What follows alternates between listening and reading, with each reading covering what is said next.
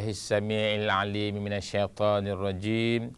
Bismillahilladzi la yadurru ma'asmihi syai'un fil ardi wala fis sama' wa huwas sami'ul 'alim.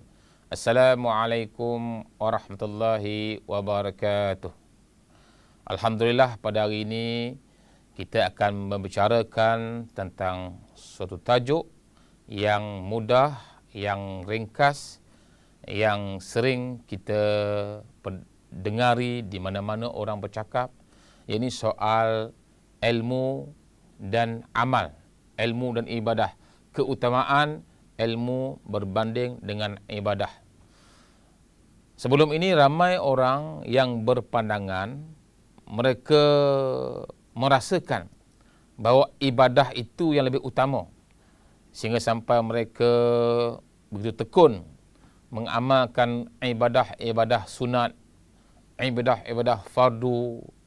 Kadang-kadang ramai juga yang tidak mengetahui bagaimanakah kaifiah sebenarnya untuk melaksanakan sesuatu ibadah, sedangkan mereka tidak mengetahui ilmu, tidak mempelajari bagaimana cara-cara untuk melaksanakan sesuatu amal ibadah itu mengikut seperti mana yang dianjurkan oleh Allah Subhanahu wa taala, oleh junjungan besar kita Nabi Muhammad sallallahu alaihi wasallam.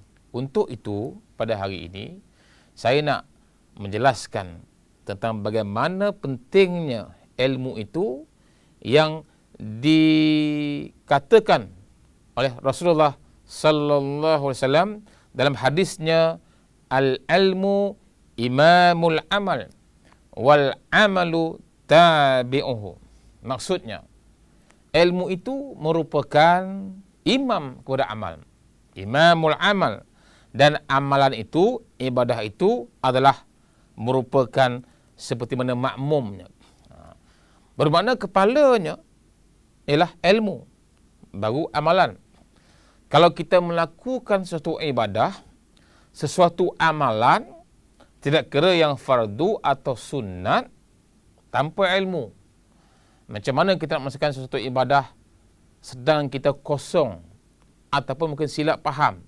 Kadang-kadang orang nak melaksanakan doa, nak berdoa, bila timbul masalah dia berdoa, tapi doa dia tu doa untuk apa? Mungkin dia berdoa kan untuk menghancurkan orang lain, doa untuk nak memberikan suatu keburukan, musibah kepada saudara dia. Adakah boleh? Kalau orang tidak faham, dia pun berdoa lah. Ramai-ramai panggil orang datang ke rumah dia, buat majlis, minta dengan Allah SWT supaya turun laknat hancur kepada saudara dia. Adakah dia bolehkan? Sebab tu kita kena faham, tuan-tuan sekalian, amal ini adalah merupakan kepala, imam kepada amal. Untuk itu, tuan-tuan sekalian, Allah Subhanahu wa taala berfirman, A'udzubillahi minasyaitonirrajim. Yarfa'illahu allazina amanu minkum wallazina utul ilma darajat. Bermaksud Allah mengangkat beberapa darjat orang yang beriman di kalangan kamu dan juga orang-orang yang diberikan ilmu oleh Allah Subhanahu wa taala.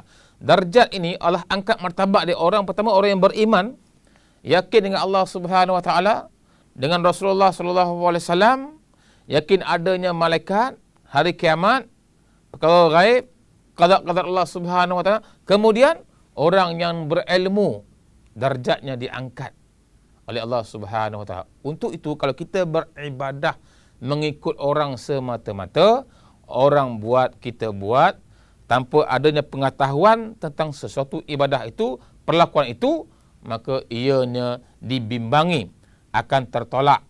Kemungkinan ianya batil, kemungkinan ianya sampai ke tahap mungkin dianggap sebagai bid'ah yang sesat dan sebagainya. Untuk itu, tuan-tuan dan puan-puan, untuk melakukan sesuatu amal ibadah ini, kita mesti berilmu, kita mesti belajar, mesti berguru. Yang paling mudah hari ini, tuan-tuan sekalian, kita di masjid-masjid, di surau-surau, banyak majlis ilmu yang dipimpin oleh guru-guru takmir, oleh penceramah-penceramah, para ustaz kita yang diberikan tauliah untuk menuntut ilmu. Ilmu apa pun, ilmu tafsir ke, ilmu tentang ibadah, ilmu tentang hadis, ilmu tentang tasawuf, tentang akhlak, berbagai-bagai ilmu yang kita boleh dengar, kita belajar secara informal, secara formal di masjid-masjid, supaya sesuatu amalan yang nak kita lakukan itu mestilah berasaskan kepada ilmu. Sebab tanpa ilmu, tuan-tuan dan puan-puan, maka amalan yang kita lakukan itu ianya tidak bernilai di sisi Allah Subhanahu Wa Taala. Kalau kita buat secara jahil, buat secara salah, maka ianya akan batil, akan tertolak. Sebagai contoh, tuan-tuan sekalian, kalau kita nak mengeluarkan zakat contohnya. Kalau orang tidak faham macam mana syarat-syarat wajib zakat, berapa nisabnya zakat, haul dia dan sebagainya, kepada siapa harus diberikan zakat tersebut. Kalau kita hanya sekadar nak keluarkan zakat, ikut sedap kita nak beri kepada siapa, kemungkinan tuan-tuan sekalian, kita keluarkan zakat tersebut tersilap sasarannya, kita beri kepada orang yang tidak selayaknya mendapat zakat, maka akibatnya ibadat kita itu tak diterima oleh Allah Subhanahu Wa Taala. Sama juga dalam hal solat. Kalau kita menambah dalam solat tanpa ada ilmu, maka kemungkinan sembahyang kita itu terbatal. Sebab kita menambah dalam perbuatan fi'li qauli sembahyang yang tidak dianjurkan oleh Rasulullah SAW, maka akibatnya amalan kita itu tak diterima oleh Allah Subhanahu Wa Taala. Untuk itu tuan-tuan sekalian, mari sama-sama kita mengutamakan ilmu. Sebelum nak melakukan sesuatu amalan, kena berilmu dulu. Kena yakin dulu.